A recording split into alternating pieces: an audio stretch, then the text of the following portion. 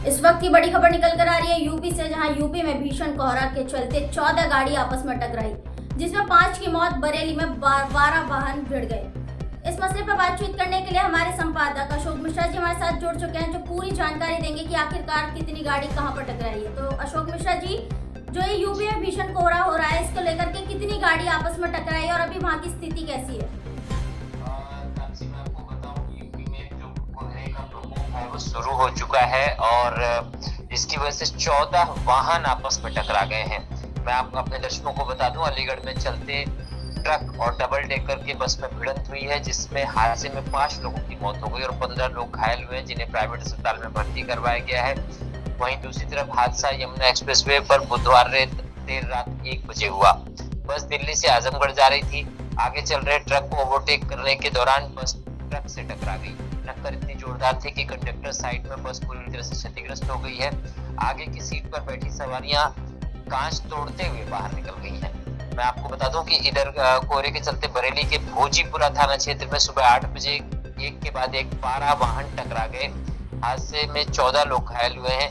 सूचना पर पहुंची पुलिस ने सभी घायलों को अस्पताल में भिजवाया, जिसके बाद रास्ते को खुलवाने में जुट गई है।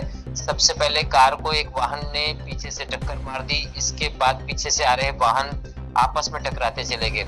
जानकारी के मुताबिक घटना भोजीपुरा के जादवपुर के पास हुई है।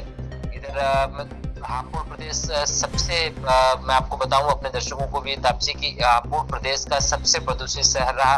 यहाँ का AQI 342 दर्ज किया गया। गाजियाबाद में AQI 317 के साथ दूसरे नंबर पर रहा। मेरठ में ठंड ने 13 साल का रिकॉर्ड तोड़ दिया है। रात का तापमान 10.1 डिग्री पर आ गया। इससे पहले नवंबर 2013 में न्यूनतम तापमान 12.4 सेल्सियस दर्ज किया गया था। मौसम वैज्ञानिक डॉक्टर यूपी शाही का कहना है कि अगले कुछ दिनों में ठंड और बढ़ेगी। रात का तापमान नीचे जा सकता है तापसी। हालांकि आज जिस तरह से तापमान गिरा और कोहरे का जो प्रकोप चालू हुआ, उसकी वजह से एक बार फिर से अपने दर्शकों को मैं बता दूं कि टोटल यूपी में 14 गाड़ियां आपस में टकराई हैं।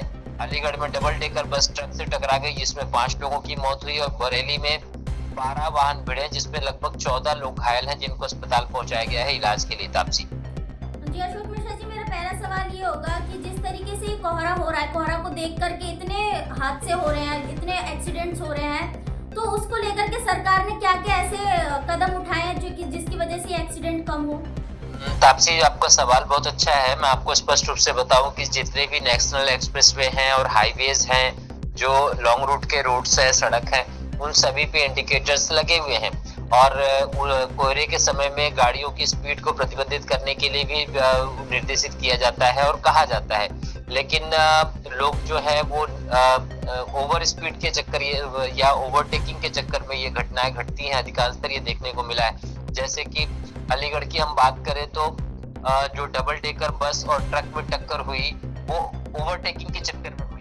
तो मतलब अशोक मिश्रा जी, आप ये कहना चाहते हैं कि जो लोग हैं वो अपनी गलती की वजह से ही इनका एक्सीडेंट्स हो रहे हैं? जी बिल्कुल बिल्कुल। देखिए, इसमें प्रशासन और सरकार का कोई दोष नहीं है, क्योंकि ये प्राकृतिक होता है कोहरा, आप भी जानते हैं। ठीक है, अगर कोहरा है तो खुद को नियंत्रित करके चलना पड़ेगा, और अगर आप नियंत्रित करके हाईवेज पे, एक्सप्रेसवे पे नहीं चलेंगे तो कहीं ना कहीं हादसे के शिकार होंगे।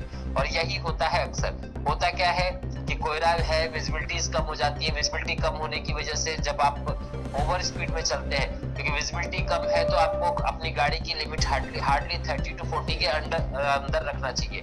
लेकिन 40 की स्पीड में वो कछुए की चाल चलना किसी को पसंद नहीं है। आज के जमाने में लोग खरगोश की चाल चलना चाहते हैं। तो खरगोश की चाल चलने के चक्कर में, जैसे अलीगढ़ का बात करें तो अलीगढ़ में डबल डेकर बस और ट्रक के बीच में टक्कर का कारण जो सबसे बड़ा जो प्रत्यक्षदर्शियों ने हमें बताया, वो कारण सिर्फ इतना था कि ट्रक सामने जा रहा है और बस ने उसको पीछे से ओवरटेक करने की कोशिश की।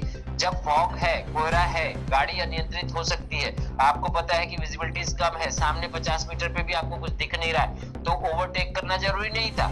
हाँ, जहाँ पे विजिबिलिटी आपको मिलती है वहां पे आप ओवरटेक करते तो बात समझ में आती है। उन्होंने ओवरटेक किया और कंडक्टर की जो साइड होती है, कंडक्टर की साइड का पार्ट जो है ट्रक से टकराया और पूरा का पूरा वन साइड पूरा समाप्त हो गया। इवन जो आगे पैसेंजर्स बैठे थे वो शीशे तोड़कर बाहर जाके जमीन पे गिरे। तो इस तरह का हादसा होता है सिर्फ हमारे अनियंत्रित वाहन चलाने से। इसके लिए सरकार दोषी नहीं है। सरकार की जो सुरक्षा व्यवस्था है, सरकार ने जो गाइडलाइंस बना रखी है, सभी नेशनल एक्सप्रेसवे पे निशान बने हुए हैं, सभी इंडिकेशंस बने हुए हैं, सब चीज लगे रहते हैं, जैमर्स भी इस्तेमाल होते हैं, कैमरे भी लगे हुए हैं, स्पीड रीडिंग के लिए भी सारे टोल बूथों पे सब इंतजाम रहता है। लेकिन आम जनता जब कभी ये गलतियां करती है तो उसका खामियाजा भुगतना पड़ता है। और ये मेरा अपना मानना, व्यक्तिगत ये निजी राय है कि हमारी ओवर स्पीडिंग ही जो हमारे रोड हादसे का सबसे बड़ा कारण होती है। तापसी जी अशोक मिश्रा जी, आप खबर पर नजर बनाए रखिए। मैं आपसे फिर जुड़ूंगी इस खबर से रिलेटेड और भी जानकारी लेने के लिए। तब तक के लिए धन्यवाद। तो ये थे हमारे संपादक अशोक मिश्रा जी, जिनका सीधा सीधा कहना यह है कि लोग आप अपनी वजह से ही एक्सीडेंट के शिकार होते